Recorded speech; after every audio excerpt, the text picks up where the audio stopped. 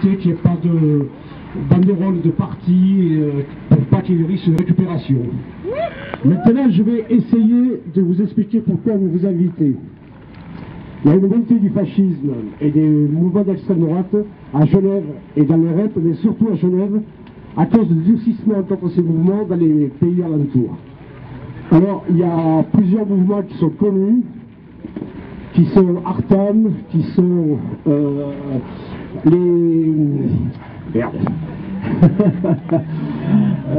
les identitaires, les non-conformes. Tout ça, c'est des groupuscules qui agissent. Et malheureusement, on est là aussi pour dénoncer l'incurie de la police, et le mot est faible. Ensuite, le silence des politiques quant à la montée et l'émergence des mouvements d'extrême droite, et à la défaillance de la presse quant à l'information à vous.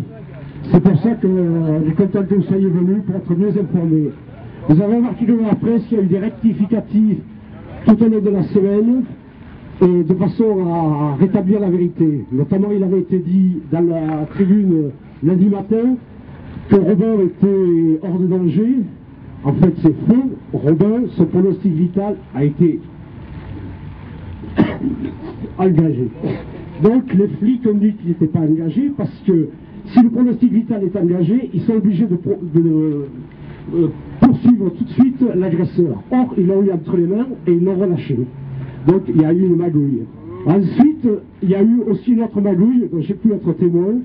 C'est-à-dire quand j'ai pu joindre les deux flics qui étaient présents de la brigade d'intervention, que j'ai pu joindre le mardi matin, ils m'ont dit que c'était un couteau de Victorinox qui effectivement s'ouvrait d'une seule main, mais qui était accepté maintenant et qui n'était pas considéré comme une arme. Or, ceci est faux. Il y a un témoin qui a essayé de désarmer l'assassin et qui a vu le poignard. Et ensuite, ce poignard a été dans les mains du chirurgien qui a accueilli Robin. Il a pu mesurer l'ampleur des lésions par la lame. Et ensuite, la lame a été remise à la police. Et le témoin qui a décrit le couteau l'a très bien décrit. Et quand on lui a présenté, il l'a reconnu. Donc c'est un mensonge des flics de m'avoir dit que c'est un couteau Victorinox, petit format, et voilà. Bon. Sur la conduite à tenir, d'une part, c'est un rassemblement. Donc, dans l'intérêt du rassemblement, il serait important qu'il n'y ait rien de cassé. On n'est pas là pour casser des vitrines, c'est pas le G8 ni le G1, c'est autre chose. Ensuite, on a organisé ça rapidement vu l'urgence des faits, mais ce n'est pas uniquement pour la victime que nous faisons ça, ça a juste été la goutte d'eau qui a fait déborder le vase par rapport à ce mouvement sous-jacent. Et Genève est la plateforme de l'extrême droite internationale. Donc, actuellement, il existe une réunion des responsables internationaux fascistes. Et le 28 juillet, il est organisé un pique-nique, je ne sais pas quoi, un truc de plein air, mais de tout le mouvement fasciste européen, tout ceci à Genève. Et la police... Et la police ne l'a pas interdit. Or, cette manifestation, quand je leur ai dit mardi matin que nous faisons une manifestation, ils m'ont dit oui, alors c'est vous le premier informateur, donc c'est vous le responsable. J'ai dit, mais autorisez ou pas, cette manif aura lieu. Ils m'ont dit, nous y serons, je leur ai dit, nous aussi.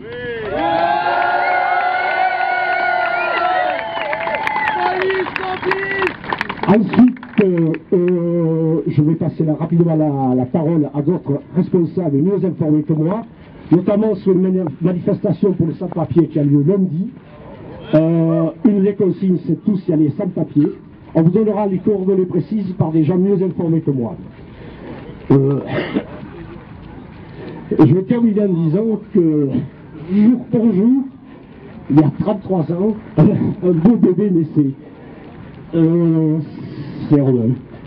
Alors, ni mort, tous vivants, ni mort, à mort les fachos.